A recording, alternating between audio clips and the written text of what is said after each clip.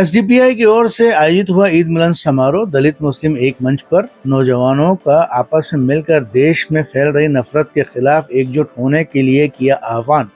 Sindhi camp स्थित एक hotel में social democratic party of India की ओर से ईद मिलन समारोह का आयोजन हुआ। प्रोग्राम में बड़ी तादाद में दलित प्रतिनिधि नजर आए। इस मौके पर एसडीपीआई के राष्ट्रीय उपाध्यक्ष मोहम्मद शफी, राष्ट्रीय महासचिव Sitaram Khoiwal, Yasmeen Farooqui, women India movement की राष्ट्रीय पूर्व अध्यक्षा मेहरुनिसा खान, विम की प्रदेश अध्यक्ष फरीदा सैयद, एपीसीआर के प्रदेश अध्यक्ष एडवोकेट सादत अली, पूर्व जज टीसी राहुल, दलित नेता धर्मेंद्र जाटव के अलावा समाज सेविका doctor Nilofar, advocate Jamila Khan, doctor Rehana Khan सहित शहर की नामचीन हस्तियों ने शिरकत की। राष्ट्रीय उपाध्यक्ष मोहम्मद शफी ने कहा कि एक महीने का रोजा रखकर ईद की खुशियां मनाई जाती हैं, वहीं खुशियों को सभी समाज के लोगों के साथ मनाकर एक दूसरे को समझने का मौका मिलता है। प्रदेश अध्यक्ष अशफाक अहमद ने कहा कि एसडीपीआई समय समय पर आम जनता और आम व्यक्ति के हितों के लिए मैदान में रहती है। समारोह रखा गया, क्या प्रोग्राम किस तरीके से रहा? आज का गेट टुगेदर की जो, क्योंकि आपको मालूम है मुसलमान एक महीना बहुत कुर्बानियों के साथ अपनी भूख और प्यास के साथ उनका एक दिन होता है जो खुशी का होता है, और उसका एक सेलिब्रेशन होता है जो खुदा की राह में कुर्बानी दी होती है। तो वो जो कुर्बानी होती है इंसानियत के लिए, इंसानियत को बचाने के लिए, एक दूसरे के भाईचारे के लिए,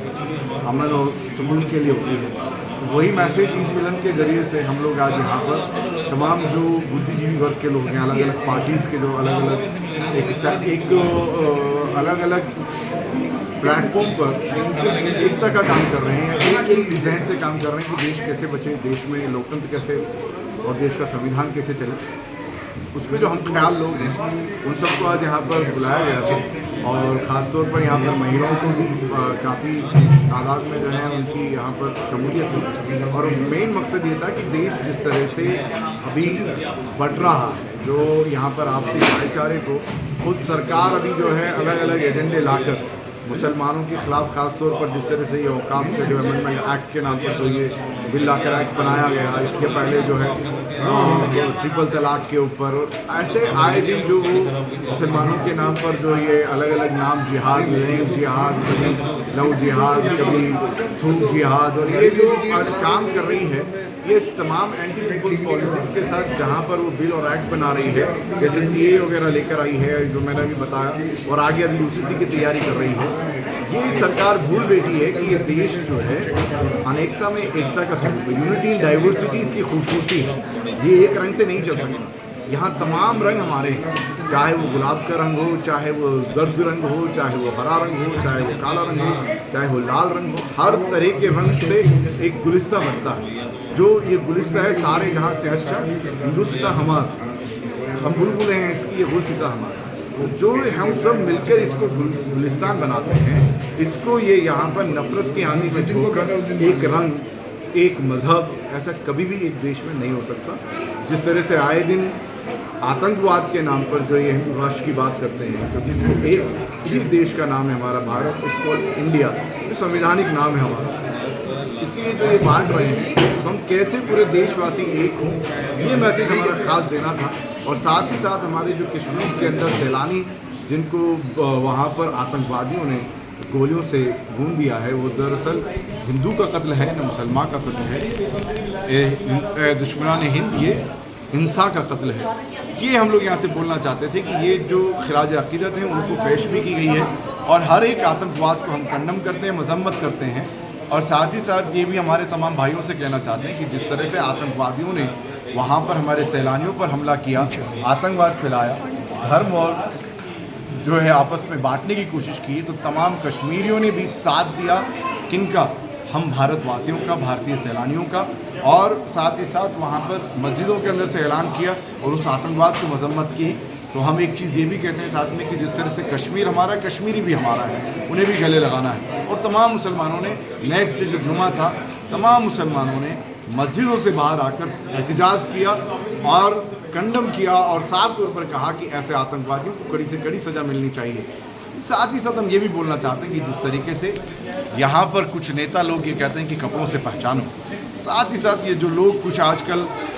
आपको मालूम होगा नैनीताल का हाल ही का जो वाक़या है, जिस तरह से आसिफ जो वहाँ सब इंस्पेक्टर थे उन पर हमला किया गया मुसलमान होने की बुनियाद पर,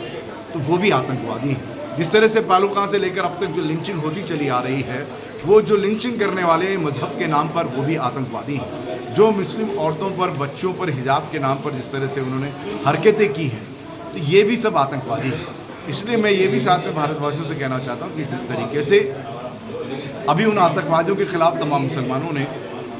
सड़कों पर आकर एहतजाज किया, तमाम हमारे उस सेक्युलर भाइयों से, तमाम उन धर्मनिरपेक्ष भाइयों से जो भारत के संविधान में और लोकतंत्र में विश्वास रखते हैं, वो सब बाहर आकर इन आतंकवादियों की मजम्मत करना चाहिए। जैसे उन दो बहनों ने अपने शोहर को खोने के बाद भी उस बहन ने ये कहा कि ये जो है आप लोग यहाँ पर ऐसा बंटवारा मत करिए, कश्मीरियों ने भी हमारा साथ दिया और ये मुसलमानों का इशू नहीं है, अगर सज़ा देनी तो उन आतंकवादियों को देनी है। जिस बहन ने जिस तरह से वहाँ प्रोटेस्ट के ख़िलाफ़ उस बच्ची ने, जिसको इन दोनों बच्चियों को भी, इन दोनों महिलाओं को भी जो है सोशल मीडिया के अंदर बलात्कार के बारे में और क्या क्या चीज़ें बोली जा रही हैं, तो जो ये IT सेल और जो ये अंधभक्ति के नाम पर देश के अंदर जो ये नफ़रत फैला रहे हैं, तो उन नफ़रत के ख़िलाफ़ हम इस तरह से एक होकर देश में फिर वो मोहब्बत को लेकर आएँ, आपसी भाईचारे को लेकर आएँ, संविधान और लोकतंत्र का राज कैसे हो, उस पर आज हम लोगों की जो है आप पर परिचर्चा भी रही और बातचीत भी रही। यही सब चीज़ें आज जो है इस ईद मिलन का हमारा मेन।